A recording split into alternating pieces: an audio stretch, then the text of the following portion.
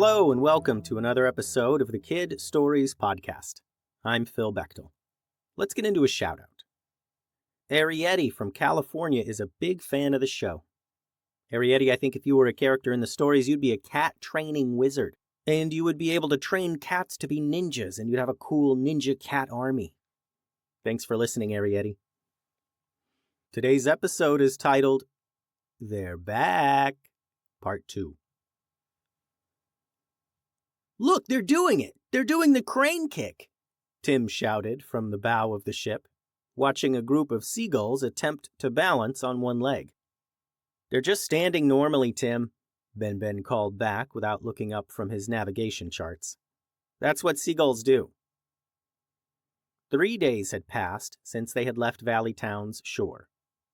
Despite Tim's determined efforts to create the world's first ninja seagull army, the journey had been mostly peaceful. Now, as dawn approached, the crew gathered at the railings, watching the horizon for the first glimpse of the celestial drift. There! Goose pointed to a mass emerging from the morning mist. See how it seems to glow? That's moonlight still caught in the island's crystal formations. The island was massive, its shores lined with luminescent beaches that pulsed with a gentle blue light. Twisted trees reached skyward, their leaves shimmering silver. We need to dock quickly, Goose explained, already preparing the mooring lines. The island won't stay here for long. Ray grinned at his brother. Race you to the shore? You're on!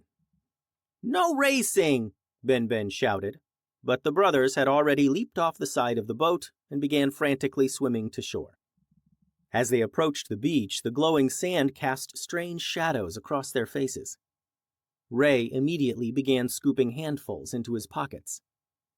For research, he explained when Ben raised an eyebrow. Research? Ben sighed, organizing their collection gear into neat piles on the shore. Since when do you do research? Hey guys, Tim interrupted, pointing toward a cluster of trees in the distance. Are those the glowing plants from our list? Because they're either that or we've got ghost trees.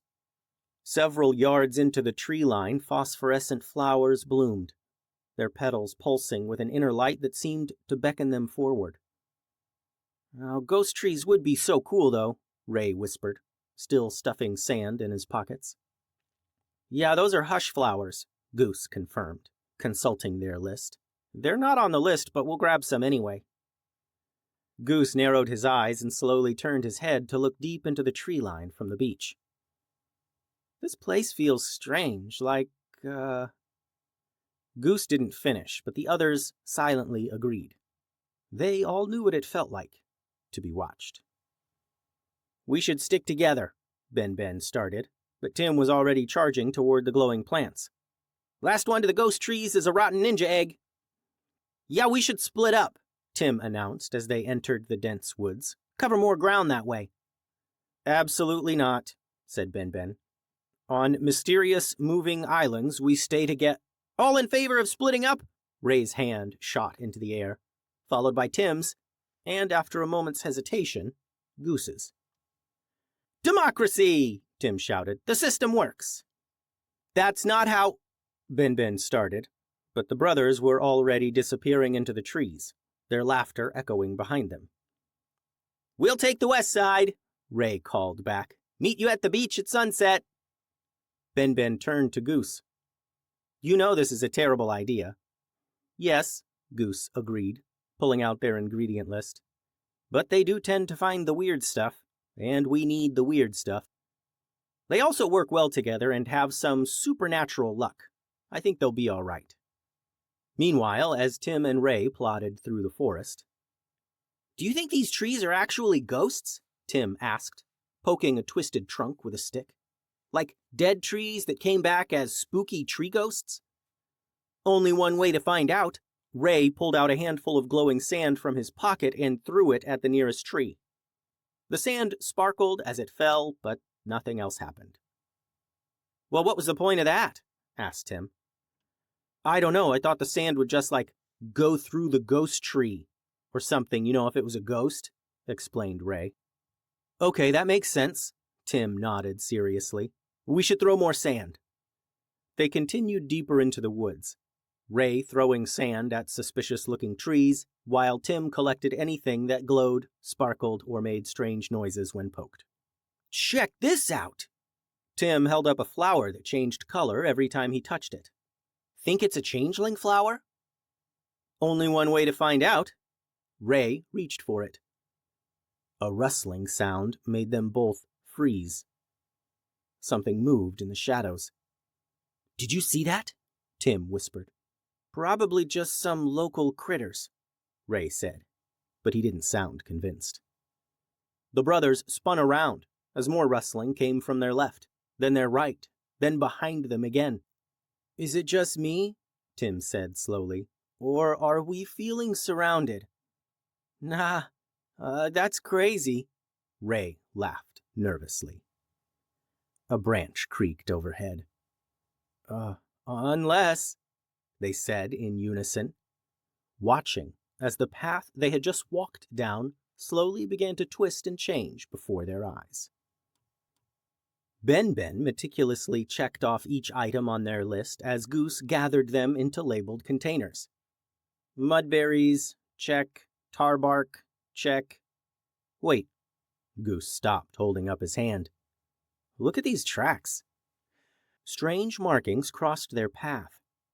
Not quite footprints, more like something had rolled through.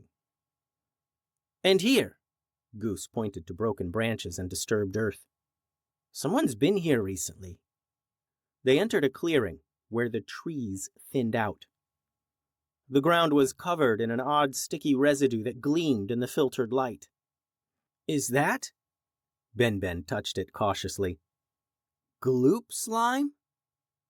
A whisper echoed through the trees, clearer than before, almost like words. We should find Tim and Ray, Goose said quietly. Now.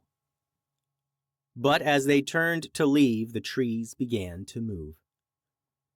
Slowly at first, then faster, branches twisting and trunks shifting position. The path they had followed disappeared as new ones formed. The forest itself was strangely enchanted. Tim! Ray! Ben shouted. Only whispers answered back. The forest seemed to pulse around them, paths appearing and vanishing like a maze rearranging itself. Every direction looked the same, twisted trunks and glowing flowers stretching endlessly into shadow. This is some kind of shape-shifting forest, Goose whispered. Ben turned, but Goose was barely visible, obscured by a thick cluster of trees and bushes that had shifted to separate them. A second later, and the two ninjas were out of sight from one another. Ben tried to get his bearings, tried to remember which way they had come, to get back to the beach and reset.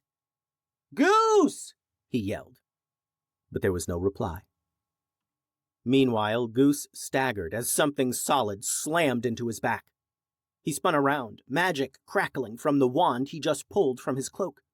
But more impacts came from all sides. Translucent gloops rolled from the foliage right for Goose. Gloops! He shouted. But the sound was muffled as the gelatinous creatures swarmed him. Their sticky bodies merged together, forming a prison around him. His wand fizzled uselessly as the gloops jumped to slam into him, to envelop his entire body.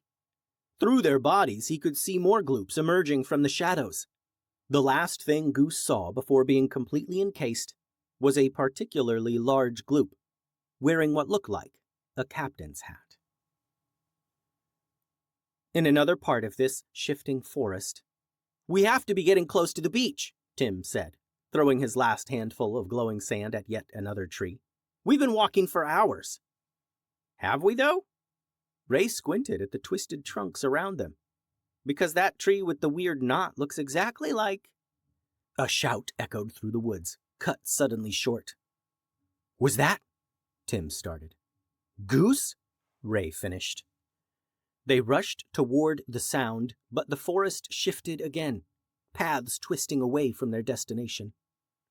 Tim and Ray ran toward where they thought the sound came from, eventually spilling out into a small clearing. They saw Ben standing there, staring at signs of a struggle. Scattered collection jars, a dropped wizard's bag, and fresh Gloop tracks leading deeper into the moving woods. "They got Goose," said Ben. The end. Thanks for listening, friends. Adios.